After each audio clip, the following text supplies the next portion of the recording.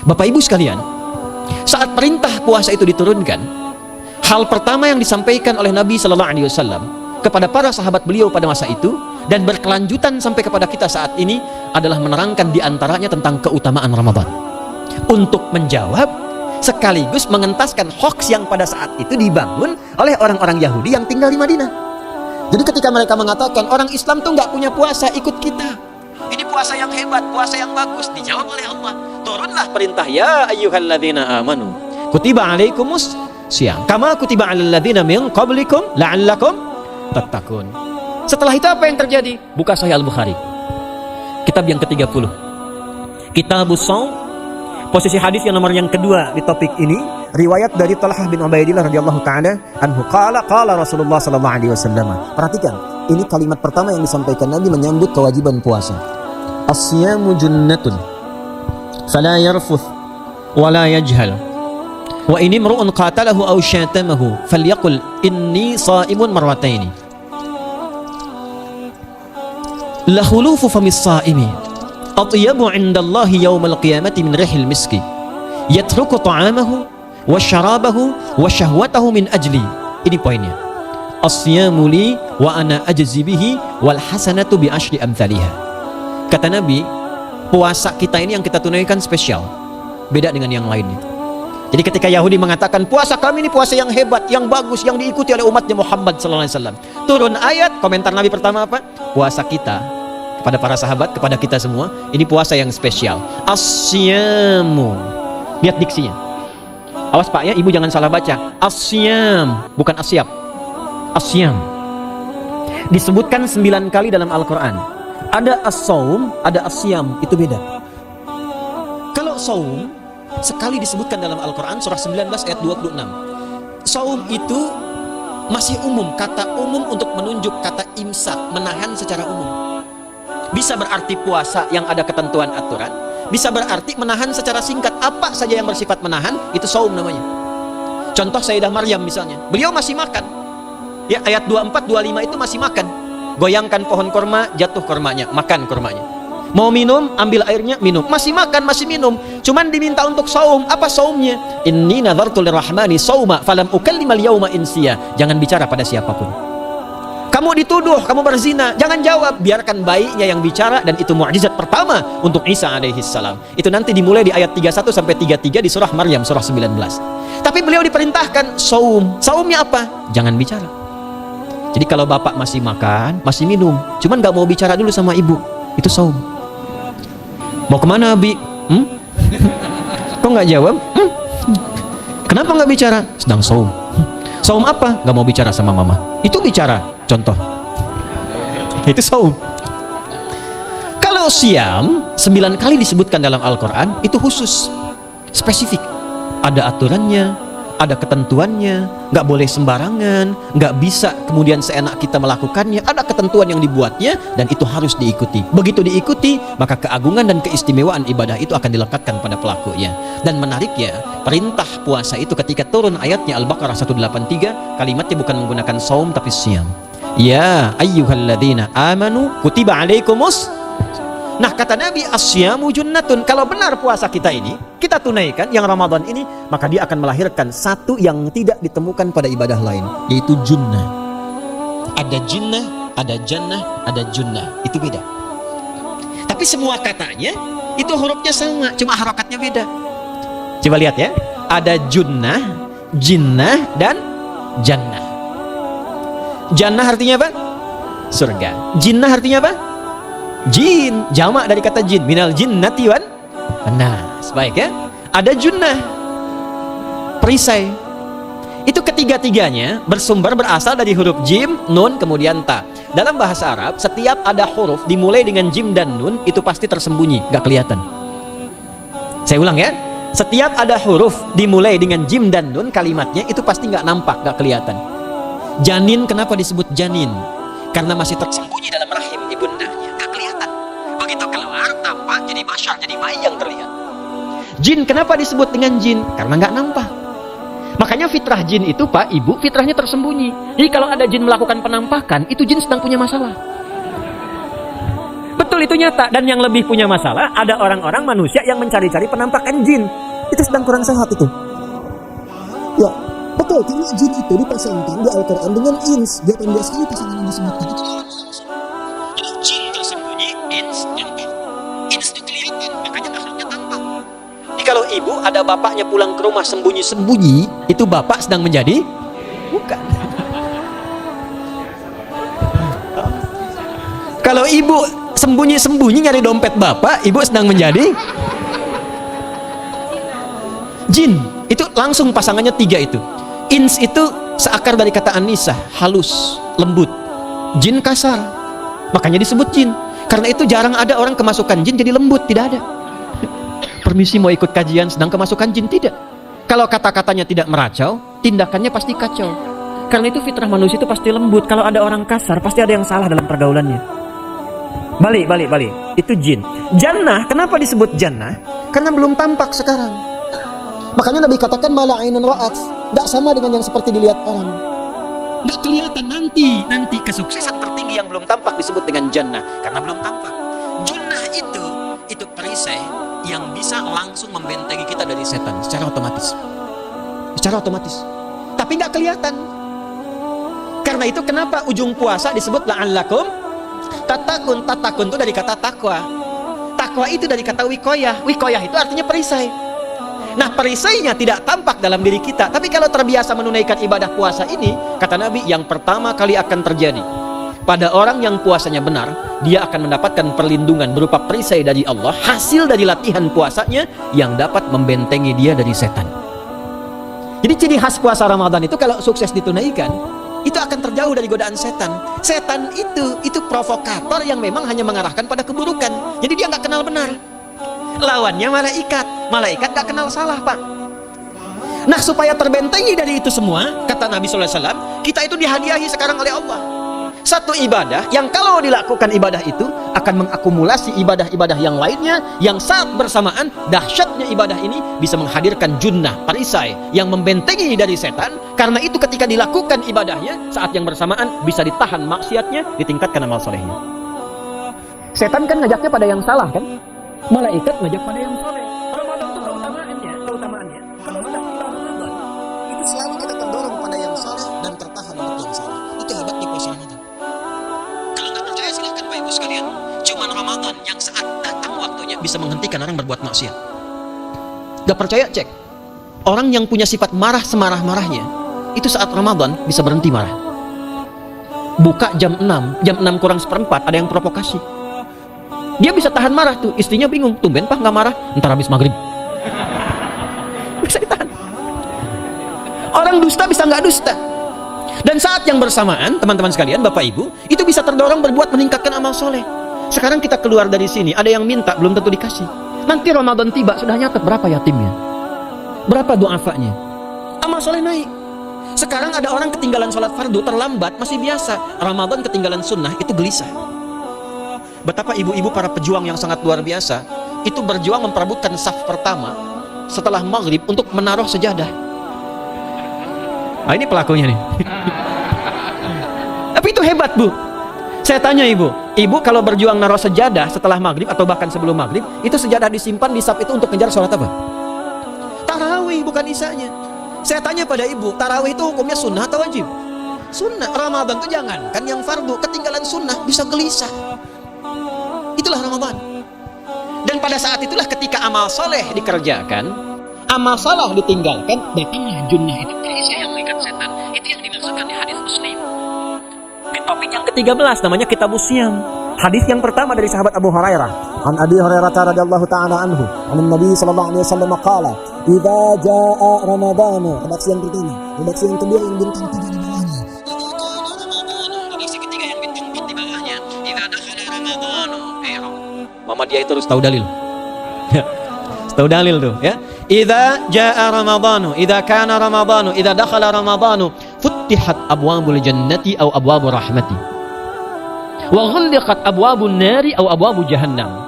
Wa sulsilatis syayatinu aw sufilatis syayatin. Ini maknanya. Kalau Ramadan sudah tiba, kata Nabi, maka dibukakanlah pintu-pintu surga.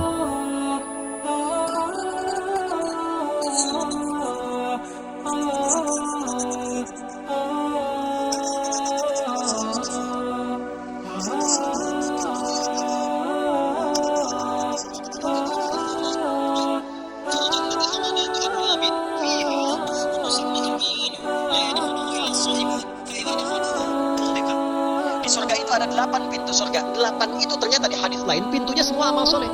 Ada pintu sholat, pintu puasa namanya Ar-Rayyan, ada pintu sedekah, pintu zakat, pintu haji. Jadi kita itu sekarang fastabiqul khairat. Kenapa ada moto fastabiqul khairat? Itu kan diambil dari Al-Baqarah ayat 148. Siapa yang pengen memburu surga, buru di amalannya. Mungkin nggak semuanya bisa dikerjakan. Kalau tidak semuanya, ambil salah satu yang paling disukai, konsisten di situ. Walikulli wijhatun huwa muwalliha. Setiap orang pasti punya kecenderungan kepulauan. Ada yang sedang puasa, ada yang sedang tahajud, ada yang sedang sedekah. Terus ini berkhairat, silahkan berburu, berlomba untuk mengerjakan apa yang disenangi itu. Itulah pintu surganya. Nah, saat Ramadan, semua pintu surga itu dibuka, Pak. Makanya kita senang kerjakan, sholatnya meningkat, sedekah meningkat, ngaji Quran meningkat. Saat yang bersamaan pintu neraka ditutup. Ada berapa pintu neraka? Ada berapa?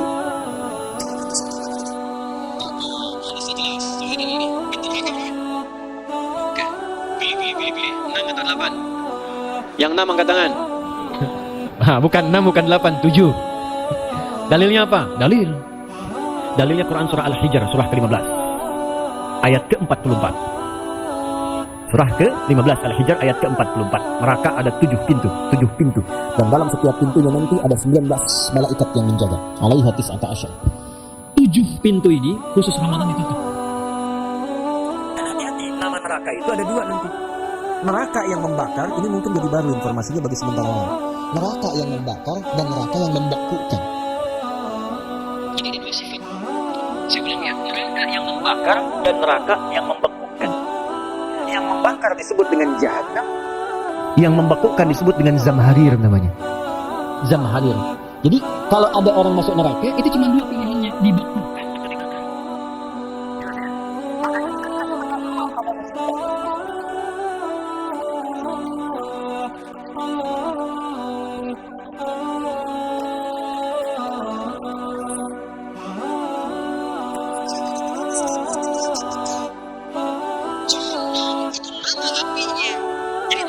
Bakar itu nama apinya Jahannam. Jahannam itu nama apinya untuk membedakan dengan api yang ada di dunia dan api yang bahan bakarnya jin dan setan saat diciptakan. Setan itu dicipta dari api. Ya, setan kan asalnya dari iblis. Iblis dari jin. Setan Al-Baqarah ayat 36. Dari iblis Al-Baqarah 34. Iblis dari jin Quran surah Al-Kahf ayat 50. Kana minal jinni fi fisqin amrin.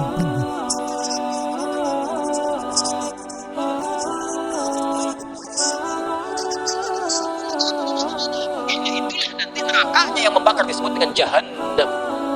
Pintunya 7, namanya banyak. Ada Sa'ir, ada Lava, ada neraka Hutamah. 7 pintu besarnya disebut dengan Jahannam. Khusus Ramadan tutup. Ramadan tutup. Wasulsilati syayatin. Setan itu dibelenggu, diikat rapat. Bagi orang yang mau puasa, benar. Awas hati-hati. Bagi orang yang mau puasa, benar. Karena itu kalimatnya as-siyamu junnatin. Kalau benar puasanya, metafornya amalan dia bisa mengikat setan. Tapi kalau puasanya nggak benar, tetap digoda juga. Makanya jangan heran, walaupun Ramadan tetap kotak infak ada yang hilang, sendal ada yang hilang. Karena puasanya bukan siam, puasanya saum. Sedangkan diksi Nabi yang mengatakan as-siyamu junnatun. Puasanya yang harus benar. Nanti kita belajar fikih setelah itu. Saya ingin pendahuluan dulu ya. Setelah itu apa yang kata Nabi katakan?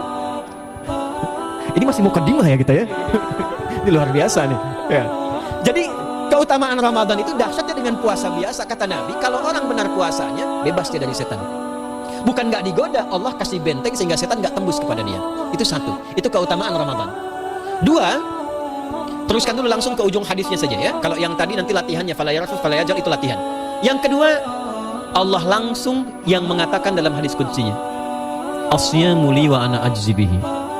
Khusus Ramadan, kalau ditunaikan dengan benar, maka semua yang puasa itu aku langsung yang memberikan takaran pahalanya.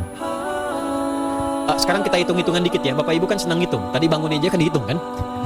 Ya, dapatnya sekian, berkurangnya sekian, ya usahanya sekian. Sekarang kita ngitung pahala nih. Ada rumus hitung pahala dalam Al-Quran. Ya, saya tanya sebentar. Kalau satu kita kerjakan ibadah, pahalanya berapa? 10. Dalil. Apa dalilnya? Quran surah ke-6 ayat 160. Man jaa'a baik bil hasanati falahu asyru amthaliha. Siapa yang melakukan satu perbuatan hasanah. Hasanah itu perbuatan baik yang bernilai pahala. Itu hasanah namanya. Pahalanya disebut ajrun namanya. lahum ajrun ghairu mamnun. Jadi perbuatan baik yang bernilai pahala disebut apa? Hasanah. Ya, eksekusinya, implementasinya disebut amal soleh. Pahalanya, hitungannya disebut ajrun namanya. Jamaknya disebut dengan ujur. Di setiap poinnya disebut dengan ajrun namanya. Nah, orang yang mengerjakan perbuatan baik berpotensi punya nilai pahala, itu setiap perbuatan baiknya 10 kebaikan. Contoh kita sholat nih, sehari berapa waktu? 5. Berapa rakaat? 17. Al-Fatihahnya 18 atau 19 kali? 17 kali ya. Kalau 18 kali berarti subuhnya 3 rakaat. Nah, itu kan kalau kita buka hadis Muslim nomor hadis 162, saat Nabi dalam peristiwa setelah Isra itu ke Masjidil Aqsa, kemudian araja bina Jibril alaihissalam, Mi'raj, naik ke Sidratul Muntaha. Sidratul Muntahanya ada di surah An-Najm dari ayat 1 sampai 18-nya. Itu ketika menerima perintah salat pertama kali kan bukan 5, tapi 50. Turun kan Nabi kemudian ke langit ke-7, ketemu Nabi Ibrahim sedang senderan di Baitul Ma'mur, punggungnya senderan. Itu ada kisahnya di hadis Muslim nomor hadis 162. Kemudian turun lagi ke Nabi Musa. Nabi Musa itu kan tipikalnya senang, yang pertama agak temperamen, yang kedua itu senang mengomunikasikan sesuatu. Makanya ketika dengan Khidir alaihi salam itu senang, ya, kritisnya itu muncul kepada Nabi Muhammad ketika turun dari Sidratul Muntaha ke langit yang ke-6 itu ketemu Nabi Musa, ditanya, Muhammad SAW dapat apa tadi? Sholat. Berapa waktu? 50. Kamu tahu nggak? Umat saya itu kekar-kekar besar-besar. Segitu aja nggak kuat, apalagi umat kamu. Yang kayak kita sekarang nih. Minta lagi diskon sama Allah katanya. Naik tuh, minta lagi. Singkatnya 9 kali naik. Setiap naik dikurangi 5. 9 kali 5 berapa? 45. 50 kurangi 45 berapa? 5. Turunlah 5. Sampai 5 pun Nabi Musa masih komennya begini, minta lagi aja diskon. Kata Nabi, saya kurang enak lah, malu saya. Sudah diberikan yang paling pokok 5. Dan itu pun belum selesai. Dengan senyumnya kemudian, lihat ini indahnya. Setiap 5 itu Allah menetapkan, setiap satunya punya 10 nilai. Jadi kalau kita kerjakan 5 waktu dikali 10 berapa? 50. Itulah dahsyatnya umat Nabi Muhammad karena keutamaan nabinya. Walaupun 5, nilainya tetap setara dengan yang umat Nabi Musa 50 kali. Karena itu keutamaan Nabi Muhammad itu sangat luar biasa. Sampai nanti dipuji Allah begitu tinggi. Sifatnya, rasanya di ujung surah At-Taubah itu, akhlaknya di surah Al-Qalam itu. Dan karena kemuliaan ini kita dapat barakahnya, percikan keberkahannya. Apa itu? Ketika Ramadan, yang puasa-puasa lain standar. Puasanya umat Muhammad SAW, setiap puasanya itu pahalanya dilipat gandakan tak terbatas. Allah langsung menilai keikhlasan pada hambanya. Paling minimal kalikan 10 kali lipat lagi dari hari biasa. Wal hasanatu bi asyri amthaliha. Jadi kalau sekarang baca Quran sekarang ini, satu hurufnya berapa? Tahu dari mana? Jadi At-Tirmidzi nomor hadis 2910. Man qara'a harfan min kitabillahi falahu asyru hasanat. Setiap ada orang baca satu kitabullah, dengan syarat dia mukmin, muslim, baca satu huruf dari kitab Allah, dapat 10 kebaikan. Satu hurufnya 10, Bu, Pak.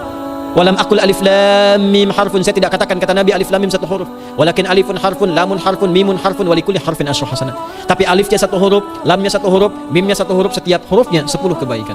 Saya kalau ada papan tulis, saya turunkan ini pakai syarah ilmu arud. Itu dahsyat lagi. Arud itu menuliskan apa yang dikatakan, bukan menuliskan simbol yang ditunjukkan. Jadi kalau kita bilang alif, tulis alif. Dan alif itu kan ada 3 huruf, hamzah, lam, fa. Hamzah berapa huruf? Tulis lagi hamzah. Itu baca Quran kalau ikhlas, pahalanya berlipat. Paling standar satu hurufnya 10. Dan hampir nggak ada orang baca Quran cuma satu huruf. Nun. Udah dulu 10 lumayan. Nggak ada. Pasti banyak itu. Dan Ramadan lebih meningkat lagi. Dan dikalikan 10 lagi. Itu paling standarnya satu huruf 100, Pak, Bu. Betul, Ramadan itu limpahan pahala. Rugi orang kalau nggak ibadah saat Ramadan itu. Nabi aja itu tadarusan Quran sekali khatam. Saat tahun meninggalnya 2 kali khatam untuk ngejar kemuliaan-kemuliaan contoh bagi kita. Itu Ramadan. Jadi ini yang pertama menjadikan kita mesti sadar Ramadan beda dengan bulan biasa. Maka disampaikan oleh Nabi yang pertama ada pelipat gandaan pahala. Yang kedua ada perisai yang bisa menjauhkan kita dari setan. Yang ketiga, saya tutup mukadimahnya. Yang ketiga, hanya Ramadan yang siang malam melahirkan ampunan Allah Subhanahu wa taala.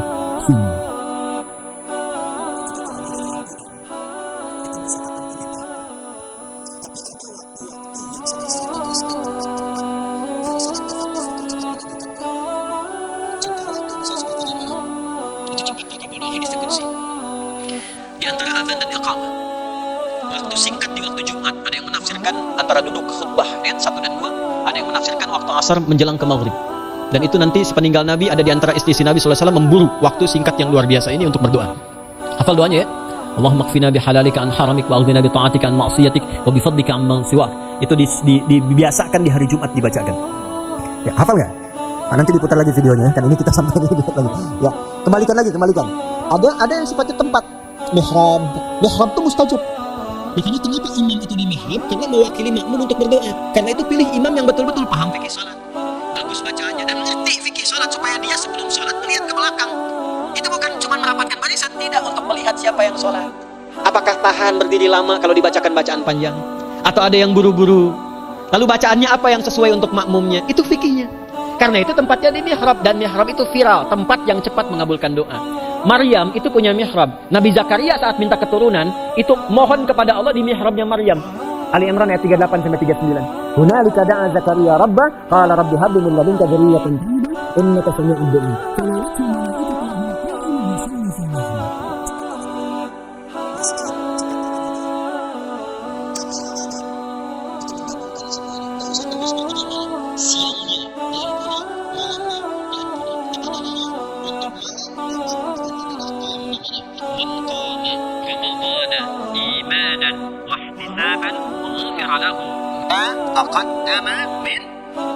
Siapa yang menghidupkan Ramadan di malam harinya?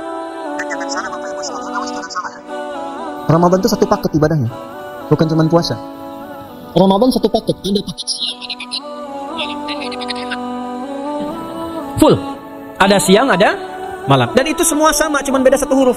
Hadisnya sama, Ibadahnya juga diksinya sama, cuma beda sehuruf. Malamnya qiyam, siangnya siam. Yes ya, malamnya apa? Qiyam, siangnya apa? siam. Cuma beda satu huruf. Dan itu satu paket.